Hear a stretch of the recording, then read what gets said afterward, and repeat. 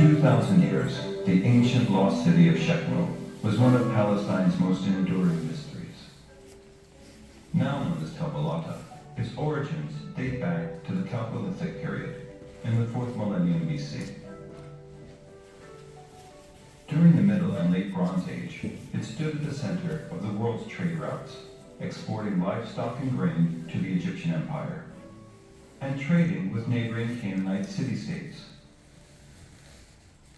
They excelled in agriculture and trade, and helped develop the world's first alphabets.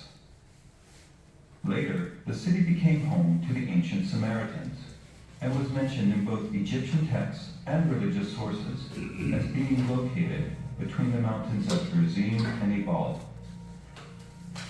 But after its decline, all traces of Shechem disappeared. Unknown to the world, it lay buried underneath a dirt hill for nearly 2,000 years. Until the early 20th century, when archaeologists partnered with the villagers of Balata to help unearth one of Palestine's great lost cities.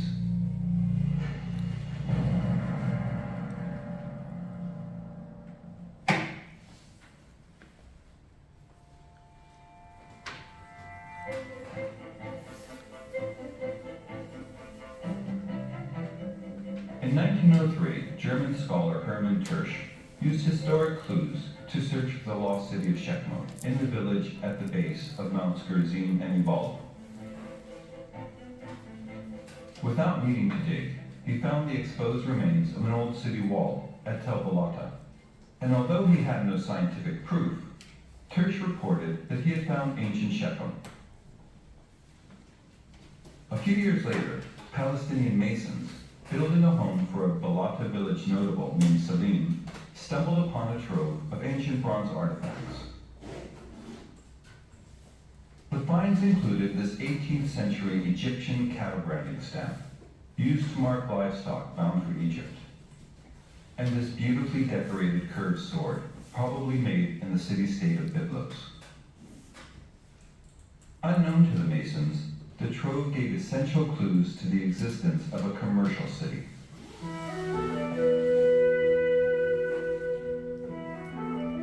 In 1913, another German scholar, Ernst Selling, began a two-season dig. He and his team unearthed the western part of the city wall, seen by Tersch, and discovered remains of the city's western gate. Archaeological findings suggest the gate may have looked like this.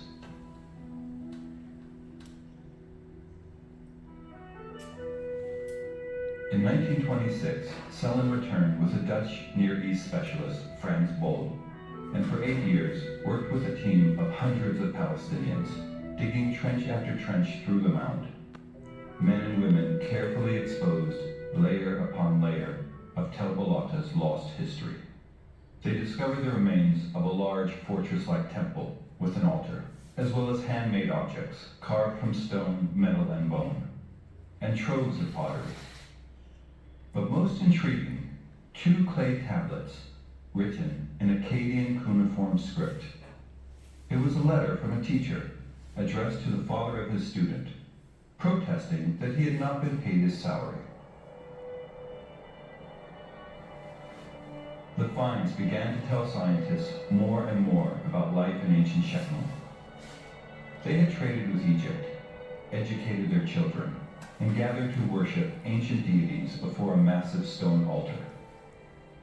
The German-Dutch team also found this text, one of the first of its kind in the world. It marks the transition from earlier cuneiform or wedge-shaped texts and the use of a modern alphabet. This ancient text may have its 20th century echo in this 1931 photograph, taken by Bold, of children being tutored in Joseph's tomb.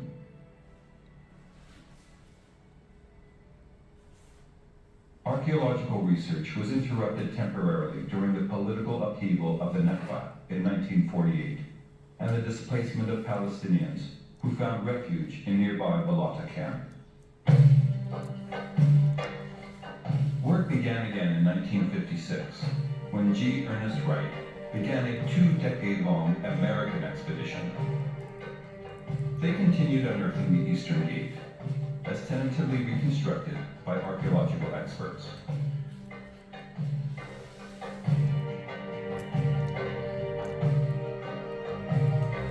It is now possible to imagine how Shechem may have looked as a whole during its golden era, a time when it exported wheat and barley to the Egyptian Empire and the Canaanite city-states.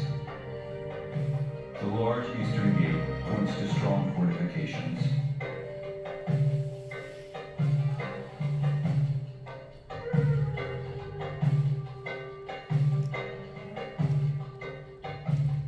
Inside the walls, extended families or clans lived in two-story homes, which had courtyards for livestock.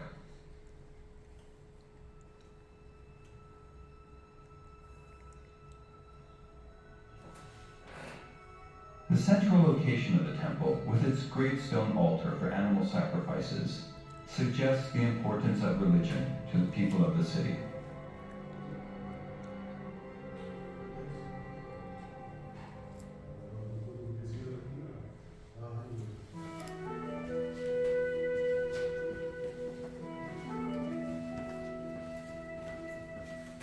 Archaeological finds at Tel Balata and faraway Egypt have helped us understand life in Shechem during the Middle Bronze Age, when large regional empires dominated local politics and trade. This 19th century BC drawing of Canaanites trading with Egypt is one of the few surviving illustrations of how Canaanites looked and dressed.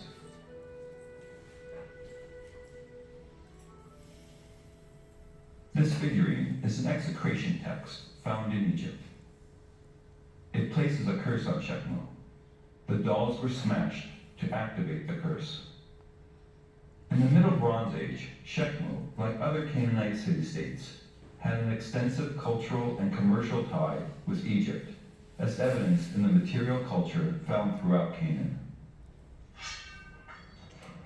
Following the Battle of Megiddo in 1468 BC, Egypt dominated Canaan militarily and politically, while vying with the Hittites for regional power. The 8-meter-tall city wall we see today was built to showcase the power of the king and to protect Shechem from attacks by foreign and local enemies. Shechem burnt to the ground several times, including in 1550 BC. Historic texts tell us little about Shechem or its rulers, with one exception, King Libiah, who ruled around 1350 BC, 200 years following a major destruction. He rebuilt the city, revived trade, and promoted better craftsmanship. He paid tribute to the pharaoh, as depicted in Egyptian drawings. But Pharaoh Akhenaten's vassals reported that King Libiah was planning a rebellion against the Egyptian overlords. Libiah rejected the charges and pledged his allegiance, but he was arrested by the pharaoh's agents and killed near Jenin.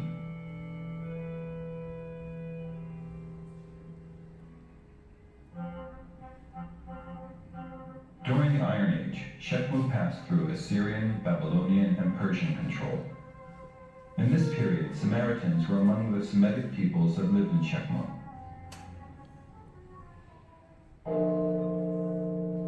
The remains of Samaritan stone houses were uncovered by the American expedition.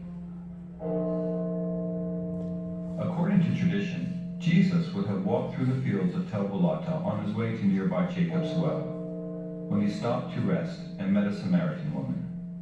He spoke to her and drank her water. A Byzantine church was built over Jacob's well to commemorate the meeting. It was most recently renovated in the 20th century.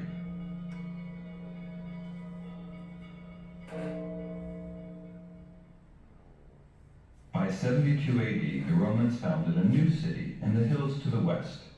They called it Flavia Neapolis, and it is today's Nablus.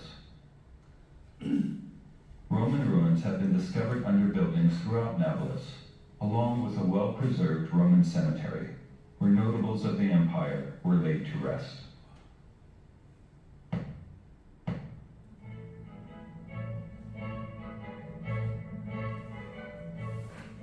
cooperative effort teaming the Palestinian Department of Antiquities with the University of Leiden and UNESCO, with funding from the Kingdom of the Netherlands, is working to protect Tel Balata by establishing an archaeological park.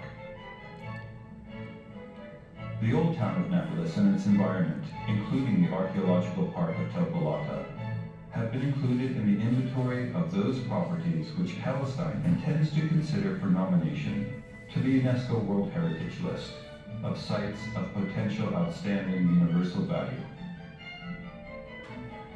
A visitor center, museum, and scientific publications have spread knowledge of Tel Balata's rich past to the public, aided by new signs, pathways, and security measures. In 2011, a joint Palestinian-Dutch excavation, led by Hamdan Taha and Gerrit van der Kooi, began uncovering previously unearthed parts of the mound. They also began social archaeology, recording oral histories of Balata villagers who worked on the excavations.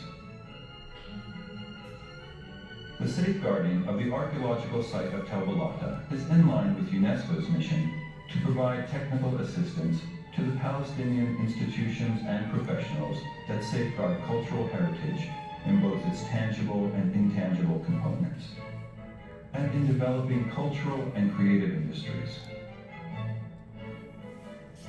Tel Balata is an important part of Palestine's history and heritage, and with the help of modern archaeology, the lost story of its past continues to unfold.